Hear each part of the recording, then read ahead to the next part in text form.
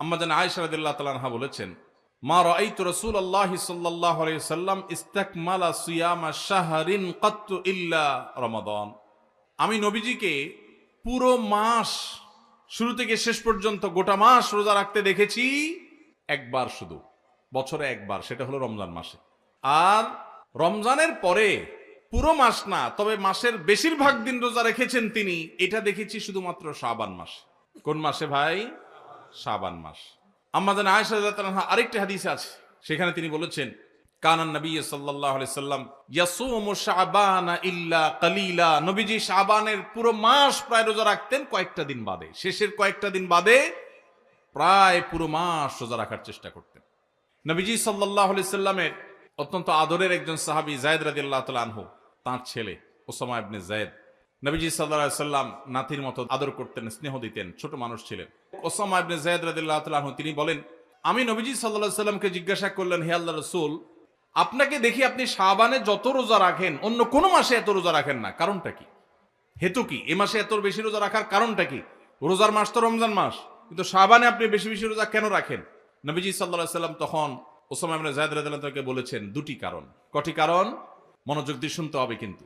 এই হাদিসটাই আপনি বাসায় গিয়ে আপনার মায়ের সাথে, আপনার স্ত্রীর সাথে, আপনার বন্ধু বান্ধবের সাথে যেন শেয়ার করতে পারেন, সেভাবে মনোযোগ দিয়ে শুনবেন। ওয়াজ মাহফিলের কথা বেশিরভাগই হারায় যায়, হারায় গেলে চলবে না ভাই। আমি কষ্ট করে ঢাকা থেকে আসছি, আমার ভাইয়েরা কষ্ট করে আয়োজন করেছেন, আপনারাও কষ্ট করে আসছেন, সার্থক হতে হবে, এখান থেকে নিয়ে যেতে হবে। হাদিসটা ভালো করে মনে রাখবেন। নবীজি সাল্লাল্লাহু আলাইহি সাল্লাম শাবান মাসে বেশি বেশি রোজা রাখতেন দেখে তার আদরের সাহাবী, নাতির মতো স্নেহ করতেন যাকে, উসামা ইবনে যায়েদ রাদিয়াল্লাহু তাআলা আনহু, তিনি প্রশ্ন করেছেন কাকে? নবীজিকে। কি প্রশ্ন করেছেন? যে হে আল্লাহর রাসূল, আপনাকে শাবানে এত বেশি রোজা রাখতে দেখি, অন্য কোন মাসে এত নফল রোজা আপনি রাখেন না, কারণটা কি? তখন নবীজি কয়টা কারণ বলেছেন? দুইটা কারণ। নাম্বার 1, তিনি বলেছেন, যাকা শাহরুন ইয়াগফুলুন নাসু বাইনা রজব ওয়া রমাদান। শাবান মাসের দুই ধারে, দুই প্রান্তে দুটি মাস আছে, যে দুটি মাস অনেক মহিমান্বিত, মর্যাদাপূর্ণ। শাবানের আগের মাসটার নাম কি ভাই? রজব। এই রজব মাসটা মহিমান্বিত কোন কারণে? মেরাজের কথা বলছেন। রজব মাসটা কেন মর্যাদাপূর্ণ, কেন এর মর্যাদা বেশি? দেখেন, এত বড় মাহফিলের 2-4 জন মানুষও জানেন না, 2-4 জন মানুষও জবাব দিতে পারেননি, একজন থেকেও আসে নাই অডিয়েন্স থেকে। স্টেজ থেকে এক ভাই বলেছেন, দেখুন, রজব মাসের মর্যাদার কারণ হলো সম্মানিত 4টি মাস আছে। কোরআনে আল্লাহ তাআলা সূরা তাওবায় একাধিকবার এ সম্পর্কে আলোকপাত করেছেন। আল্লাহ বলেছেন, ইন্না ইদ্দাতাশ শুহুরি ইনদাল্লাহি 12 শাহরান ফি কিতাবিল্লাহি ইয়াওমা খালাকাস সামাওয়াতি ওয়াল আরদ মিনহা আরবাআতুন হুরুম। বছরে 12টি মাসের মধ্যে 4টি মাস আছে সম্মানিত, মর্যাদাপূর্ণ। আল্লাহ এগুলোকে সম্মান দিয়েছেন, বিশেষ মর্যাদার মাস। রমজান তো সবচেয়ে শ্রেষ্ঠ মাস আছেই, রমজানের পরে মর্যাদার বিচারে সম্মানিত মাস কয়টা? এই 4টার মধ্যে নবীজি সাল্লাল্লাহু আলাইহি সাল্লাম সহিহ বুখারীতে এই 4 মাসের ব্যাখ্যা বর্ণনা করতে গিয়ে তিনি বলেছেন, সালাসুন মুতাওয়ালিয়াত। এই 4টার মধ্যে 3টা হলো ধারাবাহিক, জিলকদ, জিলহজ, মুহররম, আর চতুর্থ মাসটা হলো ওয়া রজব মুদর আল্লাযী বাইনা জুমাদা শাবান, এই যে রজব মাসটা। তাহলে রজব মাসটা সম্মানিত 4 মাসের একটা, সেজন্য এই মাসটা মূলত মহিমান্বিত। এই মাসে নবীজি সাল্লাল্লাহু আলাইহি ওয়াসাল্লাম মেরাজ হয়েছে বলে অনেক ইতিহাসবিদগণ বলেছেন, আবার অন্য মাসে হওয়ার কথাও আছে, কিন্তু আসল তাৎপর্যের কারণ হলো রজব মাসটি হলো সম্মানিত 4 মাসের একটা। এটাও আমরা অনেকেই প্রথম শুনলাম জীবনে। যাই হোক, সে বিষয়ে কথা বলা আমার উদ্দেশ্য নয়। তো উদ্দেশ্য হলো যে উসামা ইবনে যায়েদকে নবীজি বলেছেন যে শাবান মাসটার আগের মাসটা হলো রজব, যেটা সম্মানিত 4 মাসের একটা, মর্যাদাপূর্ণ মাস। আবার শাবানের পরের মাসটা কোনটা? রমজান, সেটা হলো বছরের সবচাইতে সেরা মাস। তো নবীজি বলেছেন, দুইটা মর্যাদাপূর্ণ মাসের মধ্যবর্তী শাবান মাসে মানুষ আমল ইবাদত না করে অবহেলায় বেশিরভাগ মানুষ কাটায়। বেশিরভাগ মানুষ অপেক্ষা থাকে রোজা কবে আসবে, তখন কোরআন তেলাওয়াত শুরু করব। রমজান কবে চাঁদ দেখা যাবে রমজানের, তখন নামাজ ধরবো। রমজান কবে শুরু হবে, তখন থেকে আমি তারাবি পড়া ধরবো, ভালো কাজ করা ধরবো। শাবান মাসে মানুষ রমজানের ক্ষণ গণনা, দিন গণনা করতে থাকে, অবসর থাকে, অলসতা করে, অবহেলা করে। নবীজি বলেছেন, মানুষ যেহেতু অবহেলা করে, এই জন্য এই সময়টাতে আমি বেশি বেশি নফল রোজা রাখি। কারণ যেই সময়টাতে মানুষ অবহেলা করে, ওই সময় ইবাদতের আলাদা গুরুত্ব তৈরি হয়।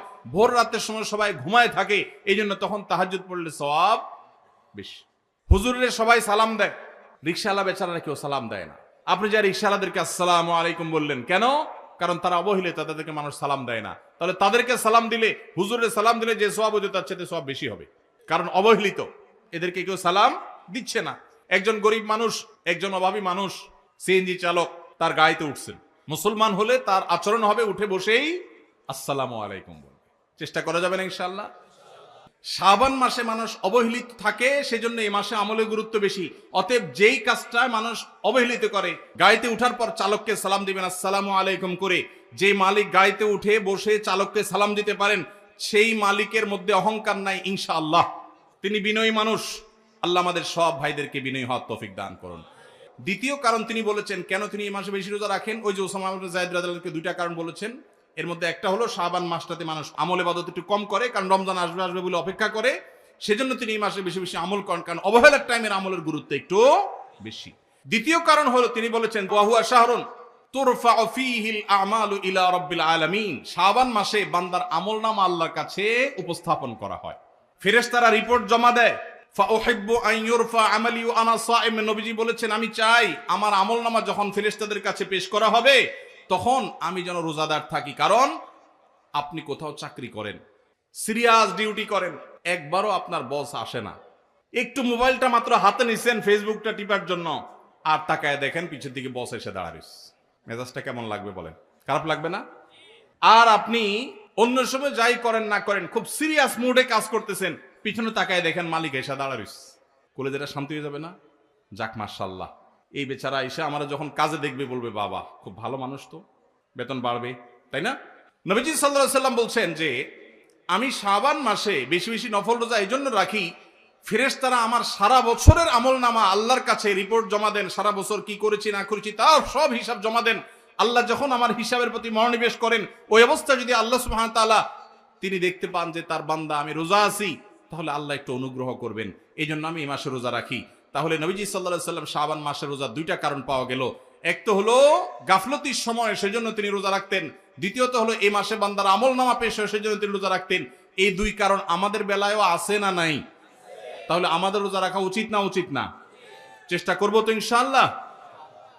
ভাইরা আমার, একটা প্রশ্ন আপনাদের মনে হইতে পারে, সেটা হলো আমরা তো শুনছি মানুষের আমলনামা সকালে বিকালে আল্লাহর কাছে জমা হয়, ফেরেশতারা জমা করে, আবার এখন শুনলাম শাবান মাসে জমা হয়, তাহলে দুই রকম হলো যে? এর উত্তর হলো আল্লাহ রাব্বুল আলামিনের কাছে আল্লাহর ফেরেশতারা মানুষের আমলনামাকে তিন ধাপে, তিন স্তরে, তিনটা লেয়ারে, তিনটা সময়ে আলাদা আলাদা ভাবে উপস্থাপন করে। একটা হলো প্রাত্যহিক রিপোর্ট, প্রাত্যহিক আমলনামা, ডেইলি, প্রতিদিনের আমলনামা সকাল এবং সন্ধ্যায়। সারা রাত আপনি কি করেছেন? ওয়াজ শুনেছেন না গান শুনেছেন? ভালো কাজ করেছেন না মন্দ কাজ করেছেন? সারা রাতে কি করেছেন? প্রত্যেকটা মানুষের হিসাব আল্লাহ রাব্বুল আলামিনের কাছে প্রত্যেকটা ভোরে ওই রাতের ডিউটি থাকা ফেরেশতারা জমা দেন।